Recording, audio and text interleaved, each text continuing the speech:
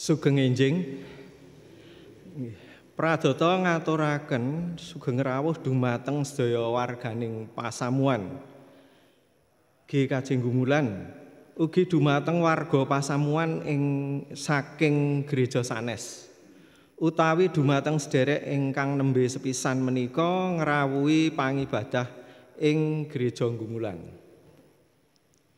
Pradata ugi ngaturaken wilujeng ambar warsa wiyosan utawi neningkahan ingkang dipun pengeti antawis tanggal 28 April dumugi tanggal 1 Mei 2020 pradata nderek bingah.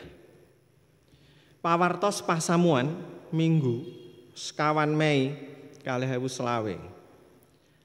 Sepisan rapat pradata harian benjing Senin gangsal Mei 2020 jam gangsal sonten utawi 17 mapan ing Gereja Gumulan. Rapat pradata pleno Rebu 7 Mei 2020 jam 17 utawi jam gangsal sonten mapan ing Gereja Gumulan. Angka kalih pengkhotbah warga benjing Setu tanggal 11 Mei 2020 wonten ing pangibadah Gereja Gumulan wanci jam 6 sonten utawi jam 18 pangibadah badhe dipun ladosi dening Bapak Pran Harsadi warga saking Blok Setunggal. 3. Kelahiran Brayat Bapak Ibu Cornelius Gatot Subroto, warga Blok Setunggal, sampun pinaringan momongan ingkang nomer kalih pawestri. Rikala tanggal 13 Februari 2020, putri kaparingan asma Kiara Mika Edrei Diana pradata nderek bingah. Sekawan neningkahan badhe nampeni tetepan saha pemberkatan nikah wonten ing satengahing pangibadah mirungga. Sederek Sandra Galuh Asmarawati putranipun Bapak Marsudi lan Ibu Astuti Yuli Stianu warga Ngemplak Blok 3 kalian sederek Andum Prabowo putranipun Bapak Ibu Thomas Munawar warga Gereja Santa Teresia Jombor Ceper. Dinten menika Minggu 1 Mei 2020 wanci jam 11 mapan ing Gereja Induk GKJ Gunggulan ngginakaken basa Indonesia. Angka gangsal atestasi utawi pindah warga. Pradata sampun ngentonaken serat atestasi utawi serat lulusan pindah warga dhateng Gereja Isa Al-Masih Jemaat Njlarem Boyolali kagem Ibu Sumarini. Ibu kasebat saderengipun mapan ing Krajan Jomboran warga Blok 3. Angka 6 Pisungsung riyaya unduh-unduh taun 2020. Riyaya unduh-unduh Gereja Kristen Jawi Gunggulan badhe kawontenaken benjing Minggu 20 Mei 2020 wanci jam 7 enjing mapan ing Gereja Induk Gereja Gunggulan. Dene pisungsung riyaya unduh-unduh lumantar amplop pisungsung ingkang kaaturaken dhateng warganing pasamuan saged dipun lebetaken ing kotak pisungsung mirungga Hari Raya Penuaian. Dados kula wangsuli kotak pisungsung mirungga HRP ingkang kacawisaken wonten ing Gereja Gunggulan menapa dene ing Gereja Jomboran. Dumugi tanggal 20 Mei 2020 utawi saged dipun transfer lumantar rekening BRI atas nami Gereja Kristen Jawa Gunggulan utawi lumantar panitia Hari Raya Penuaian ing blokipun piyambak-piyambak. Salajengipun ingkang angka 7 pisungsung pangibadah.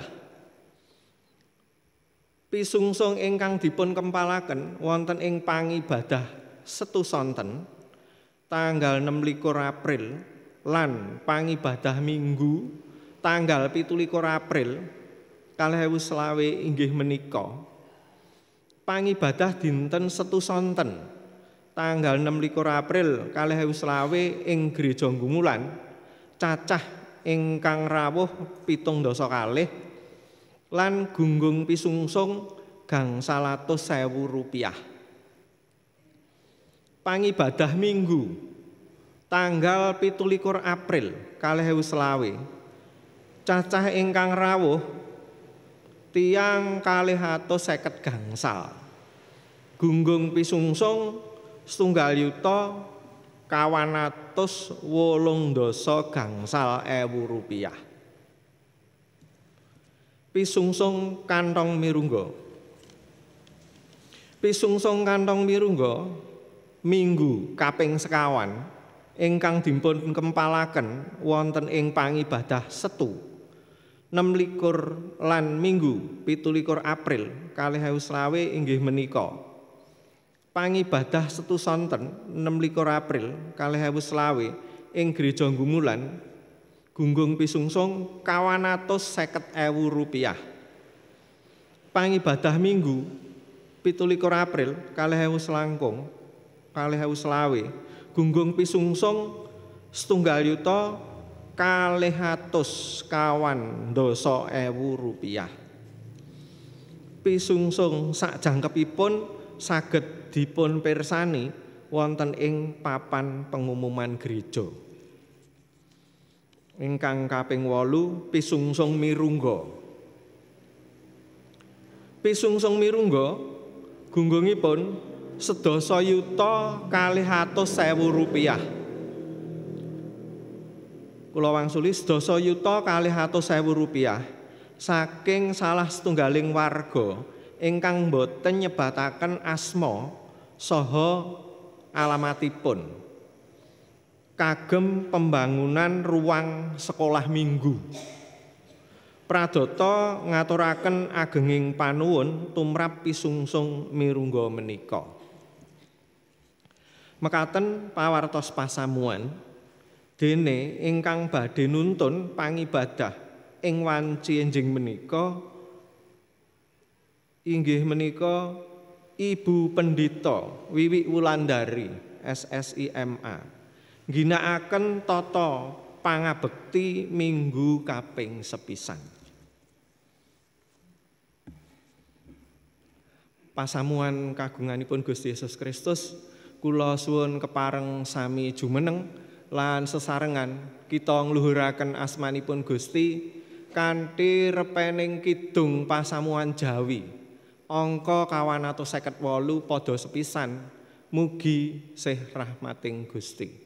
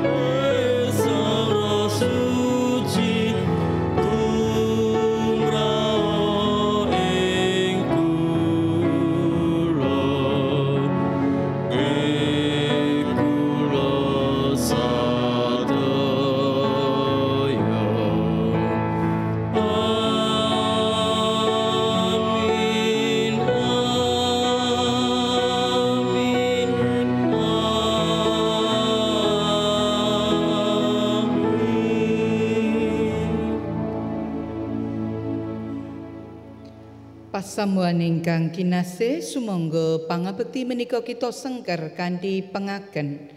Sang Jiwa ingkang nitahaken langit kalian bumi menika tuing pitulungan kita. Sih rahmat lan tentrem rahayu saking Allah Rama kita lan Gusti Yesus Kristus wonten ing para sederek sedaya. Amin.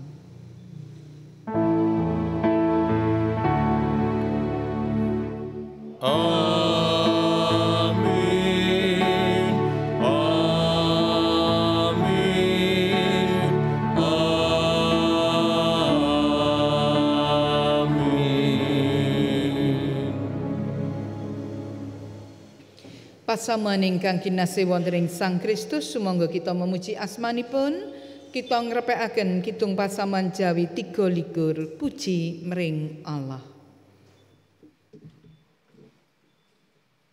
Oh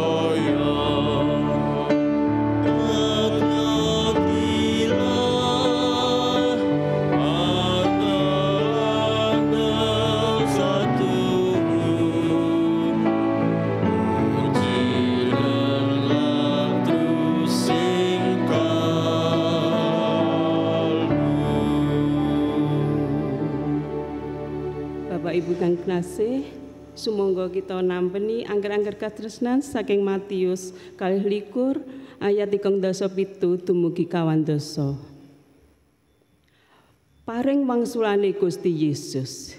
Srila tresna marang Pangeran Allah ira kalawan gumolonging ati ira lan gumolonging nyawanira sarta gumolonging budinira, yaiku angger-angger kang gedhe lan luhur dhewe. Dene angger-angger kang kapindho kan padha karo iku yaiku sira tresna ing sapepadhanira dikaya marang awake kira dhewe. Kabeh isining Taurat lan kitabe para nabi iku gumantung karo angger-angger loro mau. Bapak Ibu kinasih, kita dereng saged nindakaken angger-angger katresnan menika kanthi sae pramila sumangga kita nelangsani dosa-dosa kita kanthi ngripakaken kitung pasamuan jawi kawang dosa gangsal padha setunggalan kalih ane ngarsaning Gusti.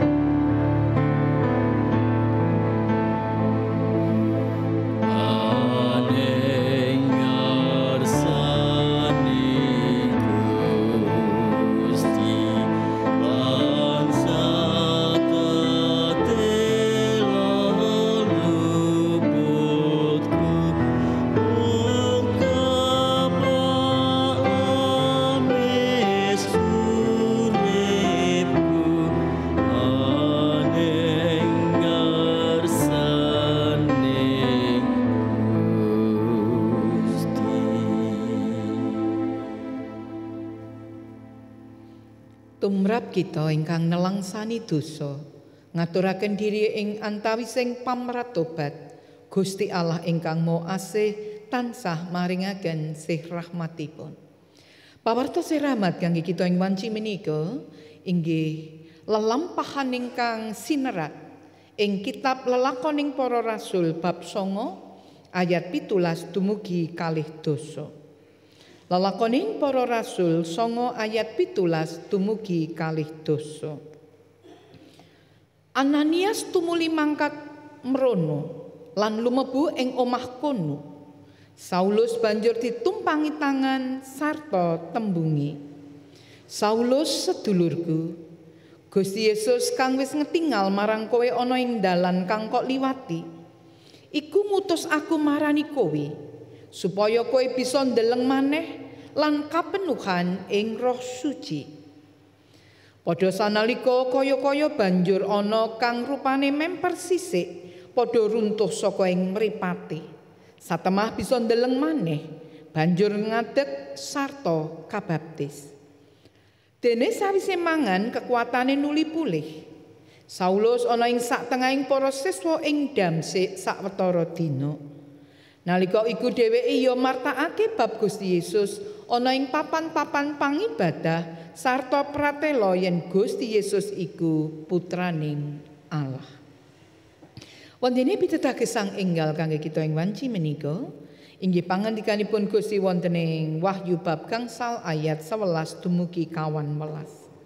Wahyu gangsal ayat 11 dumugi 11. Aku tumuli ndeleng lan krungu suarane malaikat akeh ing sakubenging dampar. Lan makhluk-makhluk tuwin para pinituwa cacahe maleksa-leksa lan maewu-ewu leksa. Pangucape kelawan swara-swara, Sang Cempe ingkang sampun kapragat menika sembada nampeni panguwaos lan kasugihan sarta kawicaksanan sarta kekiyatan. Tuwin kaurmatan miwah kamulyan lan pangalembono. Aku banjur krungu saking makhluk kang ana ing swarga lan ing bumi, tuwin sang isor ing bumi sarta ing segara apa dene kang urip ing jerone padha ngucap, pangalembono lan kaurmatan, tuwin pamuji sarta kamulyan kagem panjenenganipun ingkang lenggah ing dampar saha Sang Cempe ngantos selami-laminipun. Ana dene makhluk papat iku padha ngucap, amin. Sarta para pinituwa mau padha sumungkem sujud. Pasamuan ingkang kinasih, sumangga kita tampeni sih rahmatipun Gusti, kita sumedya gesang enggal, kita lairaken kasanggeman sinareng kidung pasamuan Jawi 58 pangluaran kang sejati.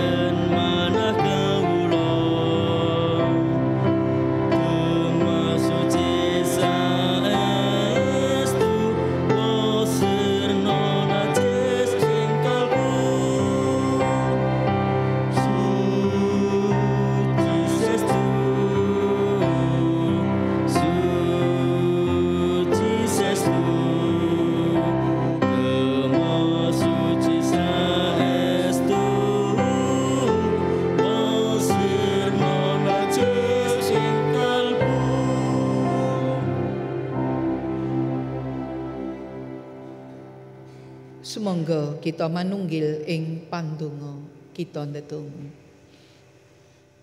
Ngaturaken panuwun kunjuk ing ngarsa paduka Gusti. Awit pakaryan kamilujengan paduka ingkang nuntun kawula nampi sih rahmat paduka. Paduka milujengaken kawula, paduka nuntun kawula nampi sedaya berkah satemah kawula gesang enggal jumbuh kalian kersa paduka. Samangke sesarengan kalian pasamuan kagungan paduka badhe ingkang manembah wonten ing dalem pamujan menapa dene ingkang sacara online nderek babar panembah ing enjing menika. Kawula pitados sih rahmat paduka kebabar tumrap setunggalan setunggalipun tundhanipun sesarengan kawula badhe nglairaken panuwun. Panuwun awit saking bagas kesarasan kacekapan tentrem rahayu. Panuwun awit saking brayat ingkang binerkahan. Panuwun awit saking para tiyang sepuh, para adi yuswa ing kabinganing yuswa sepuh. Panuwun awit saking gesang sesemahan ingkang kebak katresnan.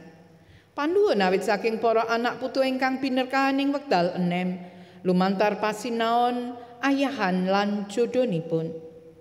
Panuwun awit paduka ngeparengaken kawula nekseni Kabinganing dinten menika sabibaring pangabekten menika ing antawising tetepan berkah neningkahan tumrap warganing pasamuan. Ngaturaken panuwun ugi awit paduka ngeparengaken kawula mahargya ambal warsa, mahargya sadingah berkah peparing paduka. Ngaturaken panuwun awit paduka Gusti ingkang milujengaken, paduka Gusti ingkang paring kekiyatan, paduka Gusti ingkang mitulungi, paduka Gusti ingkang tansah rawuh. Ngaturaken panuwun awit maknaning bagas kesarasan tumrap sederek-sederek kawula, nanging ugi kawula tansah nyuwun paduka berkahi maknaning kaelokan kasarasan. Pramila mirungga kawula ndedonga tumrap Ibu Yasa Sudarmo. Paduka rawuh paduka berkahi, paduka yasa kaelokan ing antawising sedaya pambudidaya brayat manggihaken maknaning bagas kesarasan. Paduka berkahi anak kawula putu kawula Olivia Krista Avarela ing antawising sedaya pambudidaya maknaning kaelokan. Pitados ing satunggaling wekdal paduka berkahi Ava, paduka ingkang nyarasaken Ava, paduka ingkang ngempalaken anak kawula putu kawula Ava ing antawising kabinganing para lare sekolah minggu. Mekaten ugi ing antawising sedaya proses pemulihan, paduka ingkang berkahi Ibu Esther Susilowati, Ibu Warsini Sukirman, lan sok sinten ingkang nyadong berkah maknaning bagas kesarasan. Gesang sesarengan kalian pasamuan kagungan paduka nuntun kawula nglairaken panuwun awit paduka ingkang berkahi katresnan sejati ingkang kebabar.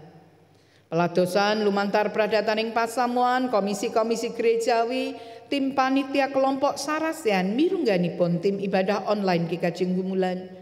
Paduka ingkang berkahi awit sedaya namung kagem kaluraning asma paduka. Mekaten ugi Gusti paduka ingkang berkahi panitia ing antawising sedaya peladosan ing riyaya unduh-unduh Ki Kajeng Gumulan taun 2020. Sedaya ingkang kacawisaken menapa dene panyengkuyung ing warganing pasamuan paduka ingkang nucekaken satemah kawula badhe mapak agenging berkah peparing paduka. Ugi ing wekdal paduka ngeparengaken kawula lumebet wonten ing Minggu Paskah ingkang kaping 3. Kawula pitados kamirahan paduka nuntun kawula tansaya caket kalian paduka, tansaya prayogi ing ngarsa paduka. Mekaten ugi gesang kalian bangsa lan negari paduka ingkang berkahi Indonesia. Paduka berkahi panguwas ingkang bekta kawula dhateng tentrem rahayuning bangsa lan negari. Paduka berkahi gesang padintenan satemah kawula tansah saged mbabar katresnan tanpa mawang tiyang. Mitadosaken gesang kunjuk ing ngarsa paduka kawula aturaken sedaya kebabaring rancangan tentrem rahayu paduka. Ing antawising kekirangan kawula nyuwun gunging pangaksami. Kawula aturaken gesang kawula sawetahipun kawula aturaken pangabekten lan pandonga kawula namung kunjuk ing Gusti kawula Yesus Kristus. Amin.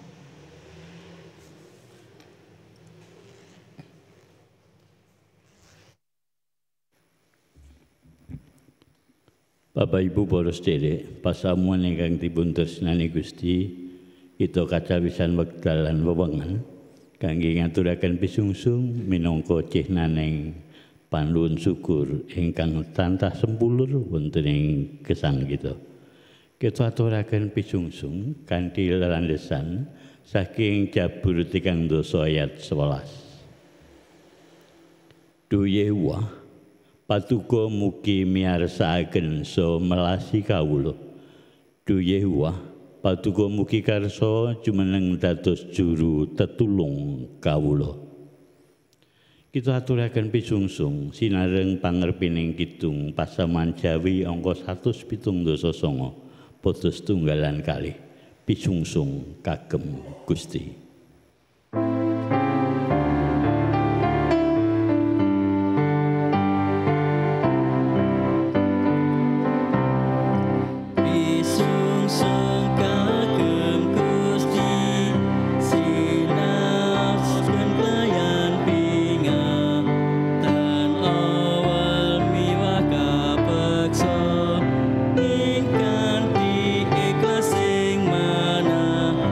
Yen ku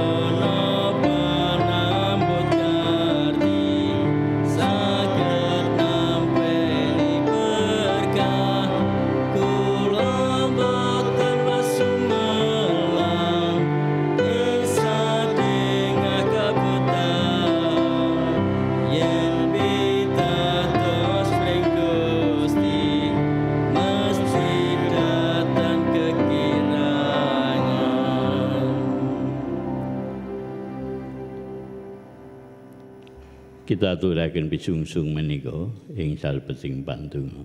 Kita ndedonga. Puji lan panuwun syukur kunjung ngarsa paduka Gusti ingkang Maha Luhur.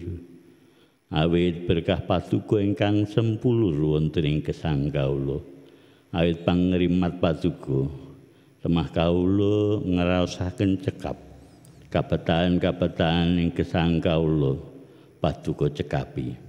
Gusti wanci menika paduka paring wewengan dumateng kawula mendhet sak perangan alit saking peparing paduka ingkang kathah kalau aturaken ing ngarsa paduka minangka pisungsung kawula. Mugi paduka sucikaken, paduka berkahi, temah temanjanipun inggih namung kagem kamulyan paduka kemawon. Pisungsung ingkang kawula kempalaken wanci menika pisungsung wulanan kawula lan pisungsung mirunggan kawula kalau aturaken sawetahipun wonten ing ngarsa paduka mekaten ugi pisungsung ingkang kakempalaken sarana online. Gusti mugi paduka berkahi. Kawula ngindungaken sederek kawula ingkang ngrimati lan ngecakaken pisungsung menika mugi paduka paringi kawicaksanan. Paduka paringi manah ingkang tulus temah saged nindakaken ayahanipun kanthi prayogi sumaos ing kamulyan paduka kemawon. Gusti kawula badhe mirengaken sabda pangandika paduka.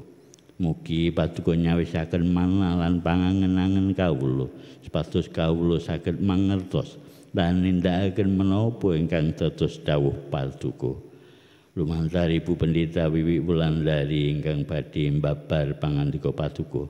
Mugi paduka kuwaosi kanthi roh paduka ingkang suci temah menapa ingkang kababar ndadosaken kepareng paduka lan kawicaksanan saking paduka kemawon. Kalau aturaken pangibadah kawula salajengipun namung wonten ing panguwaos paduka. Sayanipun namung kawula suwun awit pananggelipun Gusti kawula Yesus Kristus. Amin.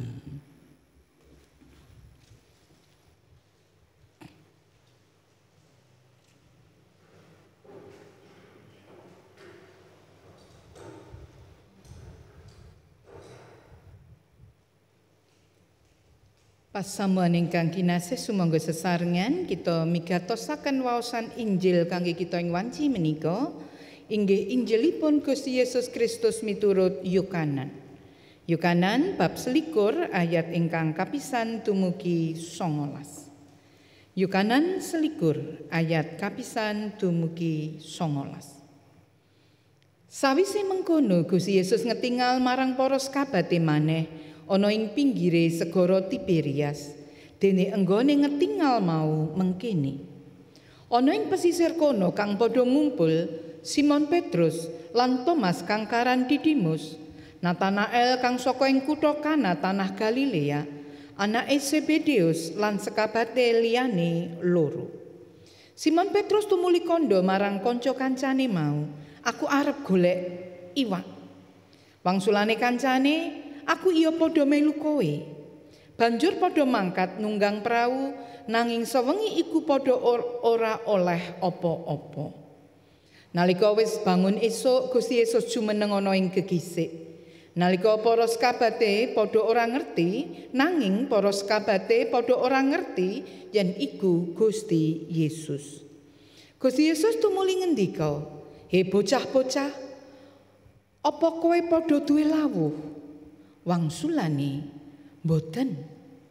Paring wangsulane Gusti, paring pangandikane Gusti Yesus, "Jalamu tibakno ing sak tengening prau, temah kowe bakal padha oleh." Jalane tumuli ditibakake, nanging banjur ora kena ditarik awit saka akeh iwake. Sekabat kang dikasih dening Gusti Yesus tumuli kandha marang Petrus, "Iku Gusti."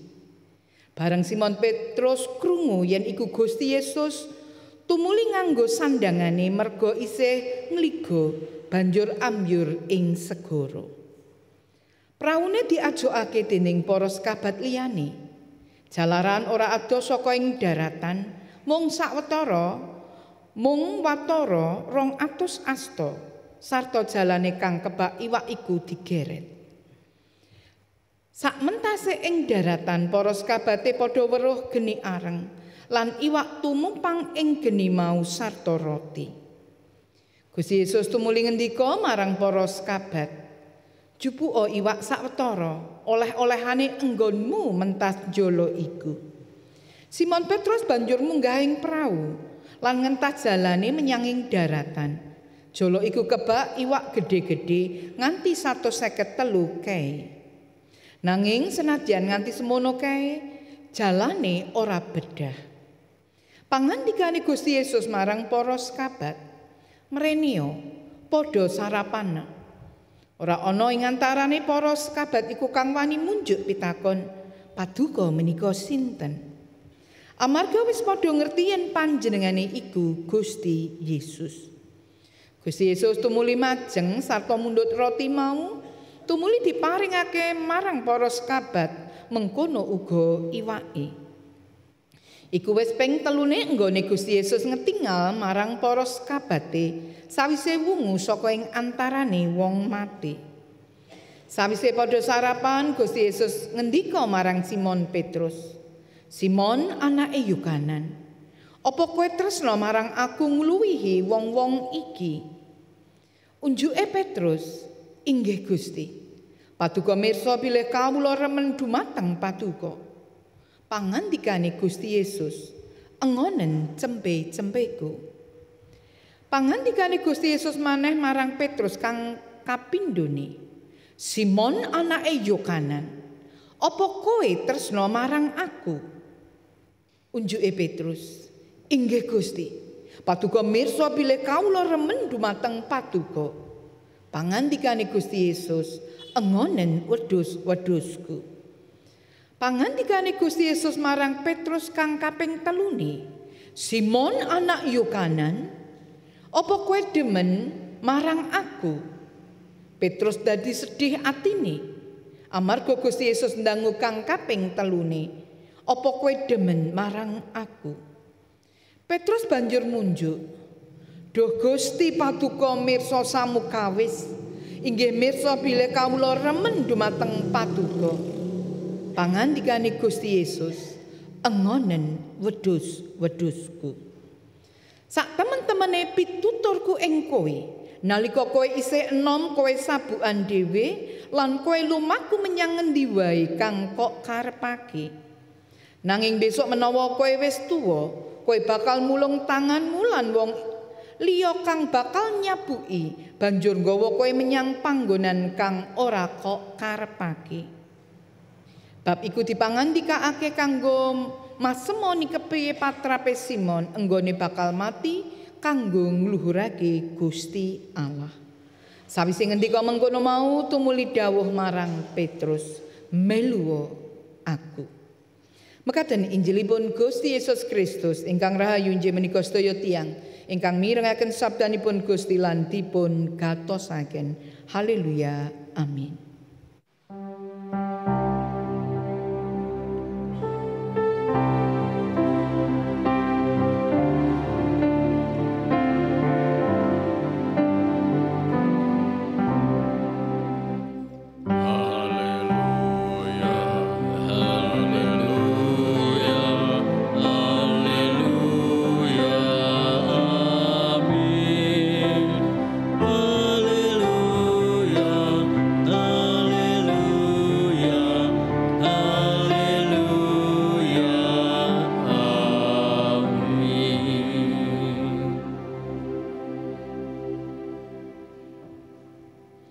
Bapak Ibu lan para sedherek ingkang kinasih, wilujeng enjing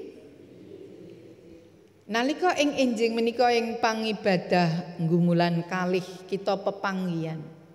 Mboten namung kita warganing pasamuan ingkang pepanggihan, nanging ugi sesarengan kita pepanggihan kalian Gusti ing pangabekten menika.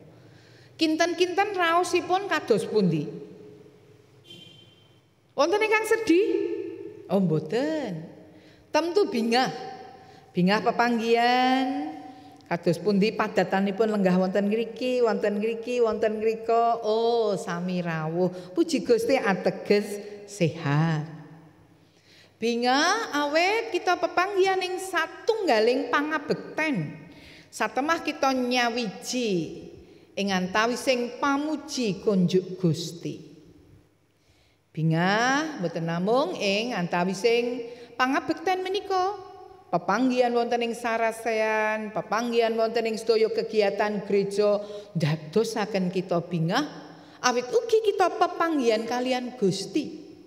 Kados mbok bilih menawi panjenengan pepanggihan kalian Gusti badhe lumantar pandonga, lumantar pamaos ing kitab suci, lumantar kekidungan, lumantar kekempalan-kekempalan kita bingah. Satemah pepanggihan menika ndayani satunggaling kabingahan. Nanging nuwun sewu Bapak Ibu para sederek, wonten boten pepanggihan ingkang dadosaken sedih? Mbok bilih saged ugi. Sedih nalikanipun kita pepanggihan ing antawising sripah. Mbok bilih menika pepanggihan pungkasan. Awit sederek kita, mitra kita dipun timbali Gusti. Pepanggihan ingkang sedih awit saking sakbibaripun menika mangke sarira layu kapethak mboten saged malih abenajeng. Senadyan to namung sarira layu. Pepanggihan ingkang nyedihaken malih menika menapa? Mbok bilih tasih kathah nggih cariyosipun. Nanging dinten menika kita kaajak kados pundi ngraosaken pemulihan ing antawising ing saklebeting pepanggihan. Wonten daya kegiatan ingkang nginggalaken ing antawising pepanggihan. Menika kinten-kinten pepanggihan kalian sinten nggih? Mbok bilih wonten ingkang nate pepanggihan kalian Gusti Yesus, Gusti Yesus ingkang ngetingal lajeng nuwun sewu. Gusti Yesus ngetingale nang pandongaku, nang ngimpiku. Oh, tan mega men ketingal kok Gusti Yesus. Ateges lajeng kita tansaya mantep nderek Gusti Yesus. Utawi mbok bilih nate panjenengan mireng paseksen wonten sederek ingkang kados-kados Gusti Yesus menika ngetingal mesem lajeng piyambakipun meratobat dados penderekipun Gusti. Menapa malih kita bayangaken nuwun sewu gambaranipun mekaten.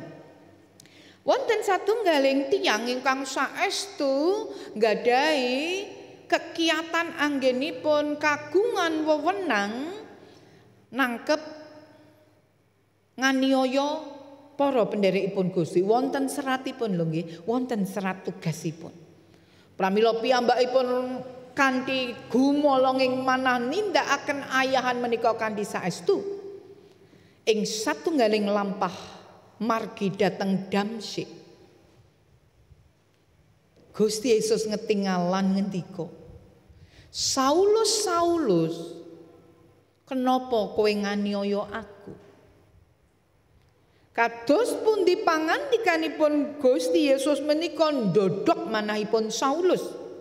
Tumrap menapa ingkang sampun katindakaken anggenipun nguyaya para penderekipun lan salajengipun kados dene Saulus menika wuta, mboten saged mirsani malih.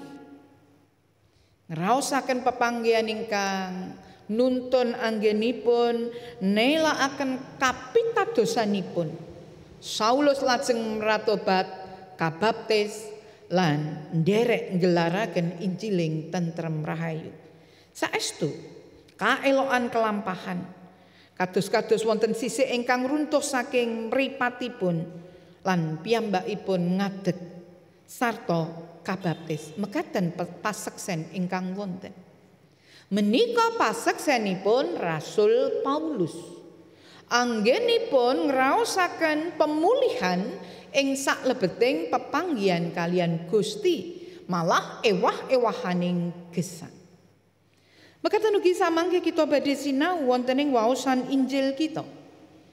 Kang ngendikaaken Gusti Yesus ing waosan menika ngetingal ingkang kaping 3. Ingkang sepisan dhateng para sekabat tanpa Thomas, ingkang kaping kalih dhateng para sekabat kalian Thomas lan sak menika kalian para sekabat nanging papanipun beda, mboten wonten ing griya ingkang kakancing ingkang betahaken tentrem rahayu nanging kawontenan ingkang linangkung sae.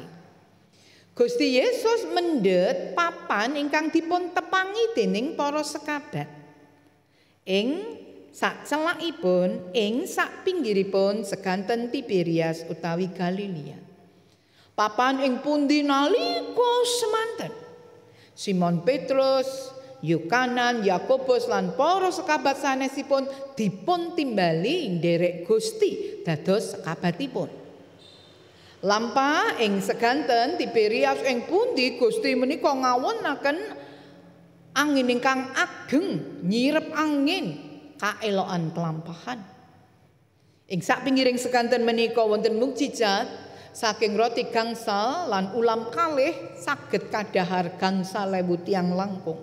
Ateges menika papan ingkang kebak memori mekaten.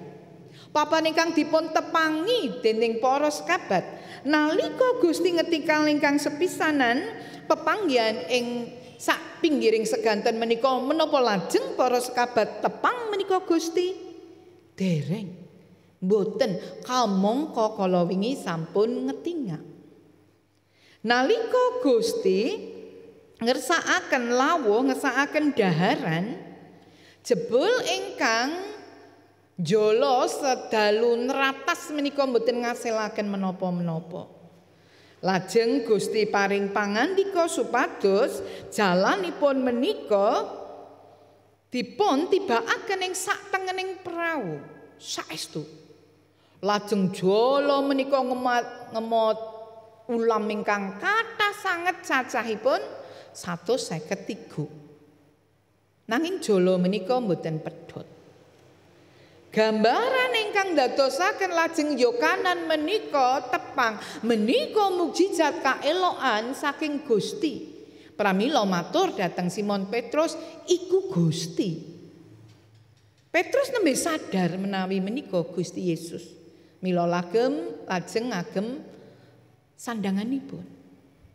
Gambaran pepanggihan ingkang ngiyataken para sekabat temtu kemawon. Mboten namung sakderma ngiyataken para sekabat nanging ugi wonten dawuh timbalan salajengipun kados pundi para sekabat ingkang ngetut wingking Gusti katimbalan anggenipun gelaraken Injiling tentrem rahayu inggih menika ngengon mindonipun Gusti. Gambaran ingkang kaping rambah kaping 3 Gusti paring pangandika ingkang nyetakaken dawuh timbalan menika lan salajengipun dipun tuhoni dening para sekabatipun Gusti. Bapak Ibu para sedherek ingkang kinasih, kapan wekdalipun kita menika pengin pepanggihan kalian Gusti? Nuwun sewu. Kula pitados menika mboten wonten ing pasamuan menika. Ing pasamuan sanes wonten ingkang matur ngaten. Bu Wiwi mbok aku ki didongake gek ndang pepanggihan karo Gusti. Maksudipun ha gek ndang ditimbali Gusti no. Nuwun sewu yen mature kaya rumangsa wis siap-siap kaya ngonten nyuwune kaya ngonten niku umur jenengan malah panjang lho. Amargi nalikanipun pengin ndang pepanggihan kalian Gusti kok semunipun nglokro, semunipun mboten gadahi pengajeng-ajeng. Lah ya nyuwun ki nyuwun ditulungi Gusti sik.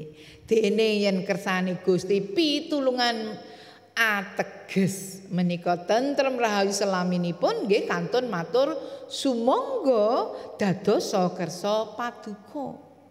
Nah, kadang kala warganing pasamuan kok ketingalipun mboten sranta gek ndang ditimbali gek aku ora lara gek ndang bar. Yen nyuwune modele ngoten niku panjang umur.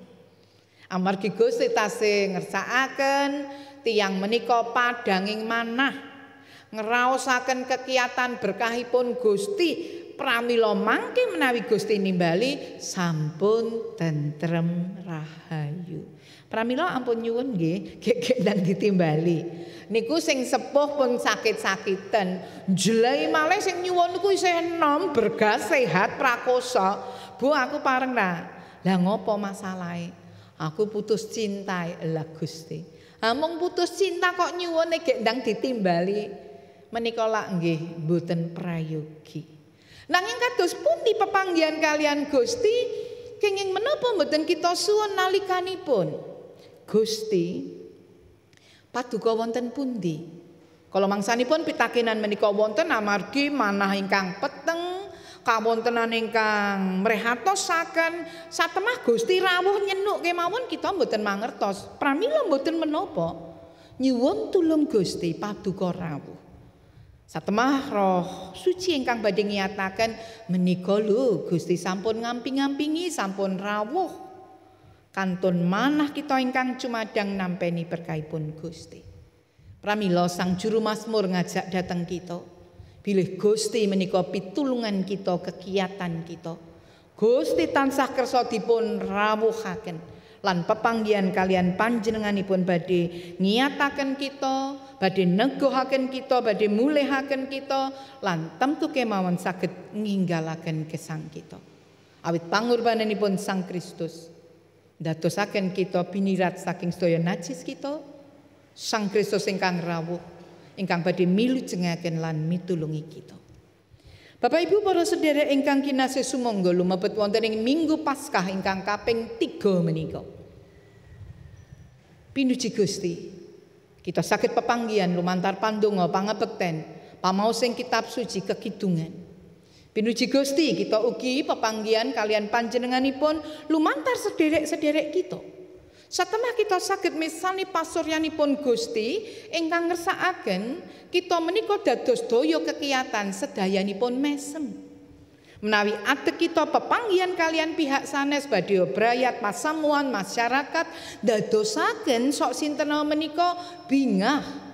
Dadosaken sok sinten menika tentrem rahayu, ateges adeking pepanggihan kita sampun prayogi ngarsanipun Gusti.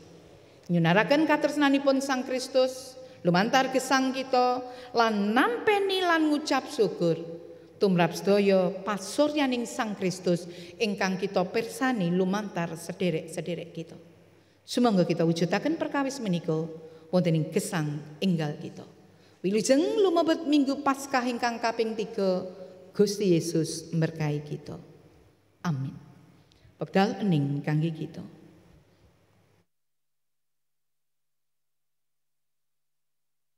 Sesarengan kita manunggil ing pandonga.